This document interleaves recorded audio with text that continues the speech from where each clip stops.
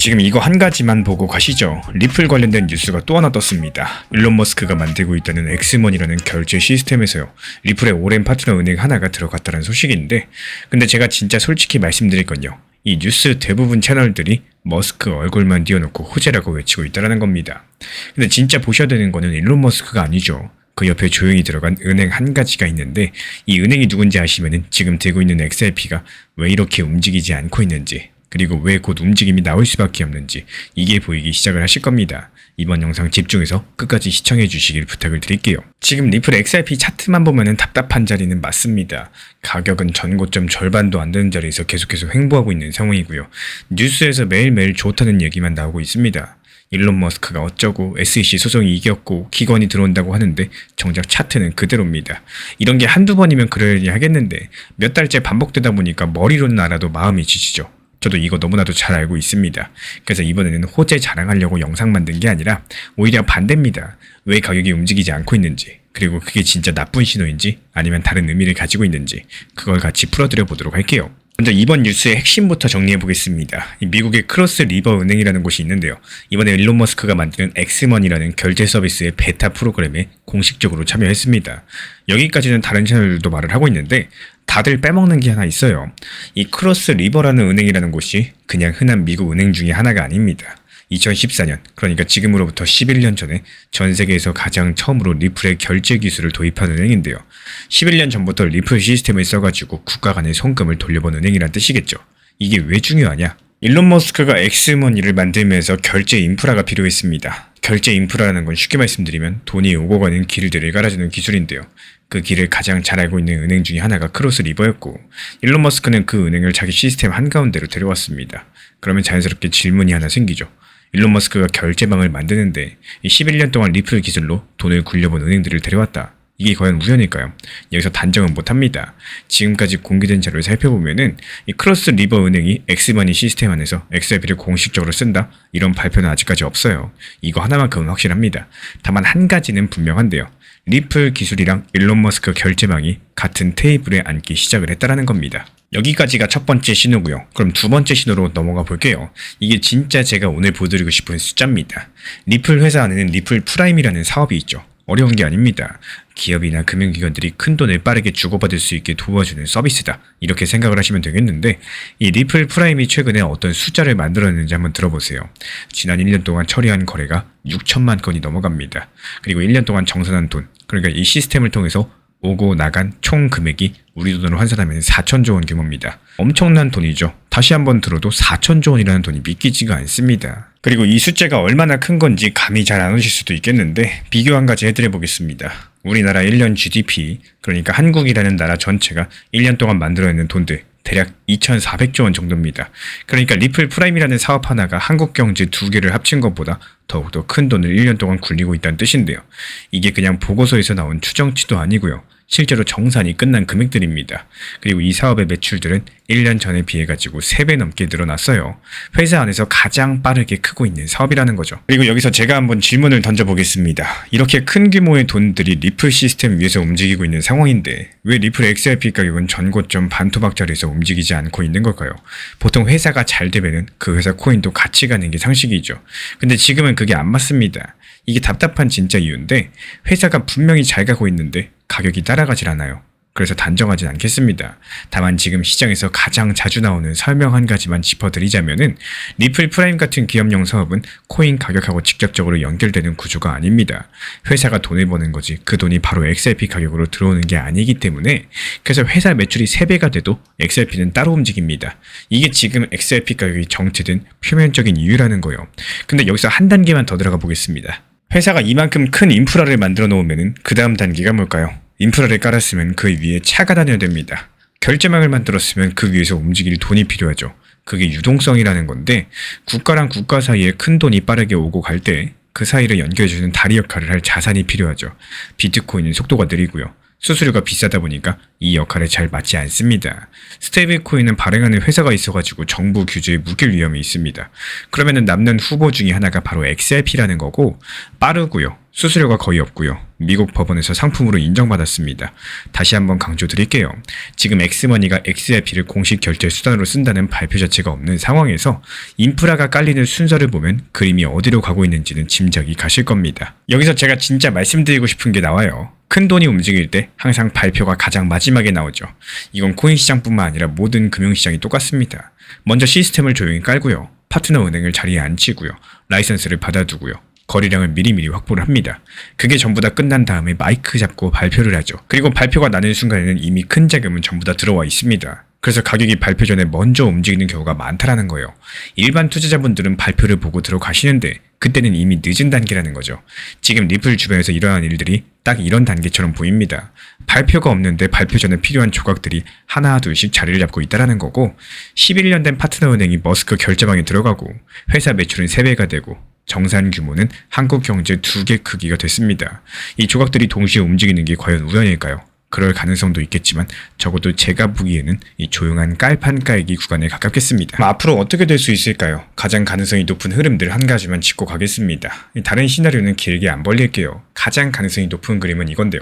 단기간에 가격이 계속 지금처럼 박스권에 머물 가능성이 상당히 큽니다. 왜냐면 인플라가 깔리는 동안에 시장에 큰 뉴스가 나오지 않기 때문에 조용한 시간이 길게 이어지게 될 거고 이 구간에서 많은 홀더분들이 지쳐서 나가겠죠. 그러다가 어느 시점에 엑스머니 정식 출시되고 그리고 리플 프라임 다음 분기 실적 발표되고 미국 쪽의 추가 라이선스 같은 트리거 뉴스 이런 것들 한 가지만 나와주면은 그 순간 가격이 한 방에 움직일 가능성이 있겠고 이게 확정은 아닙니다. 그냥 지금까지 인프라가 깔린 모양들을 봤을 때 가장 자연스러운 흐름이 이거라는 거고 왜 그렇게 보는지 근거는 방금 전부 다 말씀을 드렸습니다. 11년 된 파트너, 한국경제 2개 크기 정산, 매출 3배 증가되면서 발표가 가장 늦게 나오는 금융시장의 순서까지도 이 4가지가 한 가지 방향성을 가리키고 있다는 거예요. 결국에 정리드리자면요. 지금 XRP 가격이 움직이지 않는 거는 회사가 못 가고 있어서가 아닙니다. 오히려 회사는 너무 빠르게 가고 있어가지고 가격이 그 속도를 아직까지 못 따라잡은 상태에 가깝다라는 거고 일론 머스크 결제망에 리플의 11년 된 파트너 은행이 들어갔다라는 거는 단순한 호재 한 줄이 아니라요. 이 큰 그림의 한 조각이라고 보시는 게 맞겠습니다. 발표는 항상 마지막에 오죠. 가격은 그 전에 움직입니다. 그럼 마지막 질문 한 가지만 던져볼게요. 만약에 정말로 엑스머니가 정식으로 출시되는 그 날이 온다라고 했을 때 그때 들어가는 게 빠를까요? 아니면 지금처럼 아무 뉴스도 없는 이 시간이 진짜로 기회가 될 수 있을까요? 다음 영상에서 자세히 풀어드려 보도록 하겠습니다. 지금 시장 상황 자체가 안 좋은 것에 대해서 내가 바꿀 수가 없는 상황이고 언제 시장이 좋아질지 대해서 내가 정할 수가 없으시다면요. 그냥 시장이 흘러가는 이런 방향성 안에서 할 수 있는 것들 그냥 하는 게 효율적인 방법 중에 하나다. 이렇게 말씀을 드리고 싶어요. 리플 안 간다라고 해가지고 리플 때문에 스트레스 받지 마시고요. 차라리 지금 시장에서 알트가 좋으면은 차라리 현실적으로 이 알트코인 타점들에 대해서 활용하시는 게 훨씬 더 효율적인 방법일 수가 있기 때문이겠습니다. 코인 시장이 3개월, 6개월, 그리고 1년 뒤에 끝나나요? 절대 아니죠. 평생 하실 거라면은 지금부터 건강한 나에게 맞는 매매 습관들을 키워나가시는 방법들이 가장 효율적이다라는 말씀을 드리고 싶은데요. 기본적으로 리플 코인에 대한 정보방뿐만 아니라요. 이렇게 단기 종합방에서도 상황에 맞춰가지고 리플 좋을 때는 리플에 대해서 집중적으로 알트 시장이 좋을 때는 알트 타점에 대해서 집중적으로 안내드리는 이유이기도 하겠고 이걸 시장 탓하고 스트레스 받기보다는요. 그냥 시장의 방향성에 맞춰가지고 효율적인 대응들로 이어나가시기를 응원드리겠습니다. 지난 폭락장에서 XRP 1830원 그리고 1900원서 이렇게 두 차례 분할 매수 들어갔던 물량들 이번에 2200원 단기 매도하면서 깔끔하게 나왔죠. 추가적인 매수 매도 타점 속보로서 받아보고 싶으신 분들께서는 현재 보이는 번호로 연락 주시거나 댓글창 링크 통해서 신청 주시면 확인되는 대로 입장 드리겠습니다. 작년부터 눈치채신 분들 많이 계실 겁니다. 이 트럼프 행정부 들어서면서요. 이제는 차트만 보고 타점 접근하는 시대 끝나가고 있습니다. 추후에 미국 정권이 바뀐다면 어떨지 모르겠지만요. 트럼프 행정부 집권 이후에 나타나는 대표적인 현상들이 거시경제 상황에 따른 종목 선정과 타점을 다르게 가져가셔야 된다는 점인데요. 이번에 미국 이란 전쟁 관련해가지고 극적인 휴전을 한 상황인데 휴전하기 전까지만 해도 어떻습니까? 당장이라도 미국 지상군 투입할 거다. 원자력 발전소 때려 부시겠다. 정말 긴장감이 극에 달했습니다. 여기서 활용한 타점은 오브스 3연속 수익 타점이었어요. 이 남들은 수익조차도 못 내는 하락장에서요. 오히려 3번 연속이나 수익을 냈습니다. 기본적으로 오브스 코인은 뭘까요? 중동 전쟁이 심각해질수록 상승하는 테마를 가지고 있었기 때문에 이 타점 활용하기가 상당히 편합니다. 이렇게 1차로 타점 활용해서 수익 냈었고요. 종목 선정 드리면서 이 종목이 왜 상승할 예정이고 어떤 테마랑 어떤 거시경제를 배경으로 선정했는지까지도 말씀을 드렸습니다. 그리고 2차로 다시 한번 오버스 타점을 선정드릴 때도 역시 마찬가지로 그 당시에 시장이 하락하는 이유가 뭐였는지, 그럼에도 불구하고 다시 재매수 타점을 드리는 이유까지도 말씀드리면서 2차 타점 또한 완벽하게 수익 달성했고요. 다시 3차로 오버스 추천드릴 때 현재 가격에 매수하는 게 아니라요, 오히려 저점 라인을 잡아드려가지고 지정가 매수까지 말씀을 드렸고, 완벽하게 지정가 찍고 매수 체결되면서 목표 가격까지 안전하게 도달하고 또 수익 완료까지 했습니다. 말 그대로 트럼프 매크로 환경으로 인해 가지고 거의 모든 코인이 하락하는 이 하락장이었는데요. 이렇게 테마 하나만 잘 알고 있어도 손쉽게 수익을 낼 수가 있었다는 거죠. 그냥 단순하게 모든 코인에 대해서 차트만 봤었다면은 애초에 오브스라는 코인이 어떤 코인인지, 어떤 테마를 가지고 있는지조차도 몰랐을 겁니다. 그리고 그 이후에 극적인 합의가 체결되면서 속보로서 빠르게 전달드렸고요. 그렇다면 이렇게 합의가 체결됐으니까 다시 오브스 코인 들어가야 될까요? 아닙니다. 엄연히 시장 매크로 환경, 이 테마가 바뀌었다는 거예요. 그래서 이 트럼프 집권하면서부터 단순 차트만 보면 안 된다는 겁니다. 시장 성격을 알고 단순하게 한 가지 종목에 대해서만 매수 매도를 반복하시는 게 아니라요, 그 시장 상황에 맞게 접근해가지고 종목 선정도 바꿀 줄 알아야 된다는 거예요. 결국에 이런 시장에 맞춰가지고 급등 가능한 종목들 비싼 가격에 매수해서, 그리고 더 비싼 가격에 매도까지도 완벽하게 마치고 나왔습니다. 기본적으로 암호화폐 포트폴리오는 투트랙 전략을 추천드리고 있어요. 가장 먼저 비트코인이나 리플, XRP 이런 메이저급들에 대해서 중장기 비중에 대해서 유지하시면서 그대로 가져가시되, 중간중간 알트 시장이 반등 기미를 보일 때마다 잉여 자금들 활용해가지고 수익을 낼 수 있다면 그 수익금으로 중장기 포트폴리오의 계좌 투자금을 늘리셔도 되고요.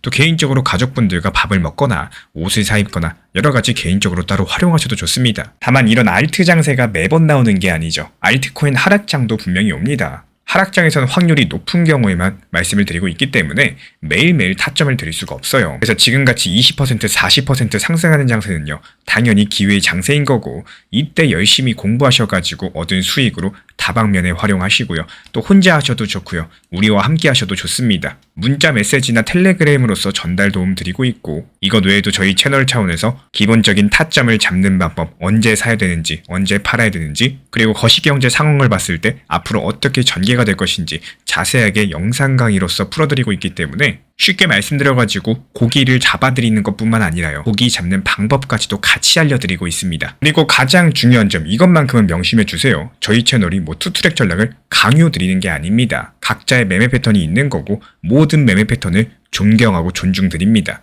이렇게 말씀을 드리고 있는 이유는요, 이 투트랙 전략이라는 방법이라는 게 존재하고 있고 수익을 낼 수 있는 방법 중에 하나이기 때문에 관심 있으신 분들만 현재 보이는 번호로 문자 신청 주시면은 우리와 함께 하실 수 있습니다. 하고 싶으신 분들만 하시고요, 안 하실 분들은 안 하시면 되는 겁니다.